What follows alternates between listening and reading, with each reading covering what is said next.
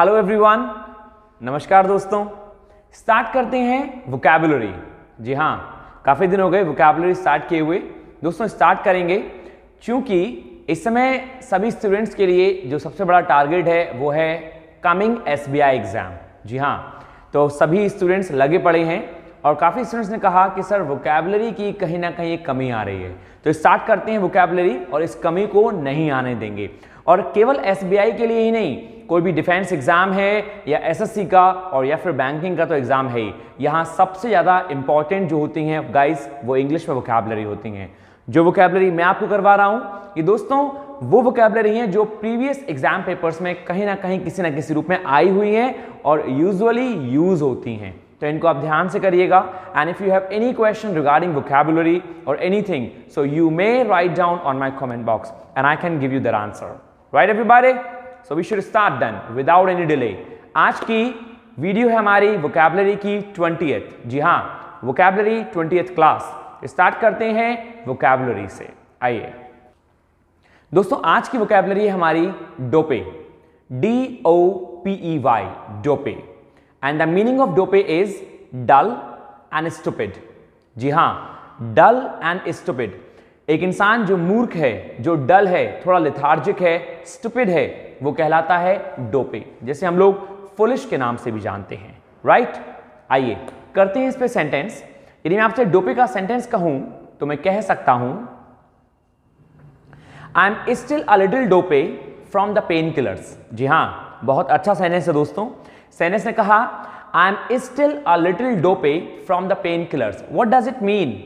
It means मैं थोड़ा उबाऊ और थकाऊ महसूस कर रहा हूं क्योंकि मैंने पेन किलर्स ली हैं। इट मीन्स मेरे कहीं दर्द हो रहा था तो मैंने पेन किलर्स ली और उसके बाद मैं थोड़ा लेथार्जिक महसूस कर रहा हूं, थोड़ा ऐसा लग रहा है जैसे नींद सी आ रही है, थोड़ा सुस्ती सी आ रही है। इसी को बोलते हैं डोपे। तो मैं फिर से बोलूंगा, I am still a little dopey, मैं अभी भी थोड़ा सुस्त हूं। I am still a little lethargic, I am still a little lazy और little डोपे।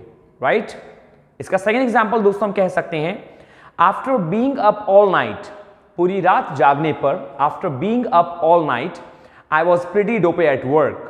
I was pretty dopey at work, पूरी रात जागने पर मैं क्या कर रहा हूं? I was pretty dopey at work, मैं थोड़ा काम पे सुस्त था। मतलब हुआ क्या कि मैं आज ऑफिस गया लेकिन कल रात में पूरा जागता रहा किसी कारण से, तो अब मैं काम पर कैसा महसूस कर रहा हूं? थोड़ा सुस्त महसूस कर रहा हूं। तो सेंटेंस ने कहा after being up, being up means पूरी रात जागने पर, आफ्टर बीइंग अप मतलब जागना, after being up all night I was pretty dopey at work. I think ये आपको क्लियर होगा दोस्तों। राइट, आइए करते हैं नंबर सेकंड। देखते हैं नंबर सेकंड है आज की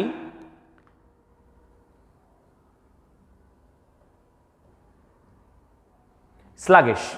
जी हाँ, स्लगिश दोस्तों, स्लगिश मीन्स होता है इनएक्टिव। एक व्यक्ति जो इनएक्टिव हो, जो एक्टिव ही नहीं है, उसे बोलते हैं स्लगिश। और स्लगिश का एक और मीन होता है जिसे हम कहते हैं हैवी, HEAVY। जी हाँ, हैवी कहें या इनएक्टिव कहें, both are having the mean same. क्यों? देखिए, एक इंसान जो बहुत हैवी होगा, हो सकता है कि वो एक्टिव हो, लेकिन अधिकतर चांसेस होते हैं हैवी होने पर कि वो एक्टिव नहीं होगा। तो इसीलिए इनएक्टिव और कोई भी चीज कंबरजम में भारी है उसी भी हम बोलते हैं स्लगिश। राइट, चलिए करते हैं सेंटेंस। सेंटेंस है दोस्तों, he is a sluggish boy. He is a sluggish boy, वो थोड़ा भारी बंदा है या फिर वो थोड़ा लेजी है, थोड़ा इनएक्टिव है, एक्टिव नहीं है। As he does his work too slowly, as he does his work too slowly, जैसा कि वो काम बहुत धीमे धीमे करता है। क्योंकि वो काम बहुत धीमे करता है इसलिए वो बंदा बहुत स्लो है। तो मैंने आपसे क्या कहा? He is a sluggish boy, वो बहुत स्लगिश है। आप अपने दोस्तों में यूज कर सकते हैं जहां आपको लगता है कि मेरा दोस्त जो है ना बहुत इनएक्टिव है। Hey you sluggish man, hey you sluggish friend, या you sluggish boy, this is what we call. Right, it's not all about कि मैन और बॉय है, ये गर्ल और वुमेन भी हो सकती हैं। ठीक है, आइए दोस्तों नंबर थर्ड वोकैबुलरी है हमारी वोज़ीफेरस। जी हाँ, exactly, vociferous, VOCIFEROUS, vociferous. And the meaning of vociferous is loud noise. एक बहुत ज्यादा शोर शराबा होना, बहुत ज्यादा चिल्लाना किसी चीज को लेके कहलाता है वोज़ीफेरस। राइट, तो वोजिफेरस के सिनोनिम में हम कह सकते हैं loud noise, student, student STRIDENT। The meaning of student is harsh, कोई भी चीज जो बहुत तीखी हो, बहुत हार्श हो, स्टूडेंट। या फिर हम कह सकते हैं वेहेमेंट, VEHEMENT, वेहेमेंट। और वेहेमेंट का मतलब ही होता है दोस्तों बहुत तेज, बहुत ज्यादा कर्कश, इज कॉल्ड वेहेमेंट, राइट। आइए सेंटेंस में कह सकता हूं he was vociferous in his support of the proposal. अब इसका मीन समझिएगा, मैंने सेंटेंस कहा he was vociferous in his support, वो अपने सपोर्ट में बहुत तीव्र था, बहुत तेज था। यहां पे वोजिफेरस का मीन्स लाउड नॉइज से नहीं है, लेकिन लाउड से जरूर है, बहुत तेज से है, बहुत ज्यादा प्रेशर देने से है। तो सेंटेंस ने कहा he was vociferous in his support of the proposal, उसने जो प्रपोजल दिया वो प्रपोजल उसने कैसे दिया, वोजिफेरस वे में। मतलब उसने कहा कि भाई मेरा सपोर्ट तो बहुत ज्यादा है तेरे लिए, मतलब बिल्कुल पूरे दम के साथ मेरा सपोर्ट ले ले तू। तो इसी को बोलते हैं वोजिफेरस सपोर्ट। तो ही वॉज वोजिफेरस, वो बहुत तेज था अपने सपोर्ट में, वो बहुत उतावला था अपने सपोर्ट में, अपना सपोर्ट पूरा दे दिया किसके लिए, ऑफ द प्रपोजल, प्रपोजल को। कोई प्रपोजल था, उसके लिए उसका प्रपोज जो था वो बहुत फैक्ट बेस्ड था, वो बहुत तेज था। मैं इसका एक और एग्जांपल ले सकता हूं, मैं कहूं आपसे the decision was made over their vociferous objection. जो डिसीजन था, जो डिसीजन लिया गया, द डिसीजन वॉज मेड, एक डिसीजन लिया गया ओवर किस पर, देयर वोजिफेरस ऑब्जेक्शन, जो उनका ऑब्जेक्शन था, जो कुछ लोगों ने ऑब्जेक्शन उठाया, उसका जो ऑब्जेक्शन था वो कैसा था, वोजिफेरस ऑब्जेक्शन। मतलब बहुत सारे लोग वोजिफेरस ऑब्जेक्शन उठा रहे थे, मतलब बार बार उसी काम को उठा रहे थे, बहुत तेजी से मनवाना चाह रहे थे, किसी चीज के पीछे पड़ जाना बहुत ज्यादा, इज कॉल्ड वोजिफेरस, राइट। आइए दोस्तों करते हैं नंबर 4। नंबर 4 है आज की हमारी डेप्रिकेट। जी हां, डेप्रिकेट। दोस्तों डेप्रिकेट का मीन्स होता है डिस्पैरेज या डिस्टीम। जी हां, किसी को डिस्पैरेज कर देना मीन्स किसी को डेप्रिकेट कर देना, किसी को डिस्टीम कर देना, या कोई भी चीज को डिसअप्रूवल कर देना, अप्रूवल करने से मना कर देना, राइट। इसी को बोलते हैं हम लोग डेप्रिकेट। आइए स्टार्ट करते हैं सेंटेंस। तो सेंटेंस में बना सकता हूं इसके लिए the teacher should not deprecate his students efforts. जी हां, बहुत सही बात कही। सेंटेंस ने कहा the teacher should not deprecate, teacher को डिसअप्रूवल नहीं करना चाहिए, टीचर को हतोत्साहित नहीं करना चाहिए, टीचर को गिराना नहीं चाहिए। क्या, हिज स्टूडेंट्स एफर्ट्स, अपने स्टूडेंट्स के एफर्ट्स। वो स्टूडेंट जो भी एफर्ट देते हैं वो एफर्ट तो देते हैं ना, तो टीचर को क्या नहीं करना चाहिए, डेप्रिकेट नहीं करना चाहिए, टीचर को हतोत्साहित नहीं करना चाहिए, गिराना नहीं चाहिए बच्चों के एफर्ट्स को। तो सेंटेंस कहा the teacher should not deprecate his students effort and that's it. Is it clear? So that's it guys. ये था आपका 4th। करते हैं नंबर 5th। नंबर 5th है हमारा बिल्डर। जी हां, BEWILDER, बिल्डर।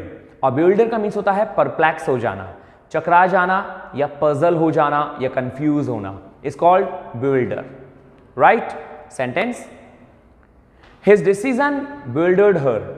सेंटेंस लिखा हिज डिसीजन बिल्डर्ड हर, उसका जो डिसीजन था उसने उन्हें चकरा दिया, उन्हें कंफ्यूज कर दिया, उन्हें बिल्डर कर दिया।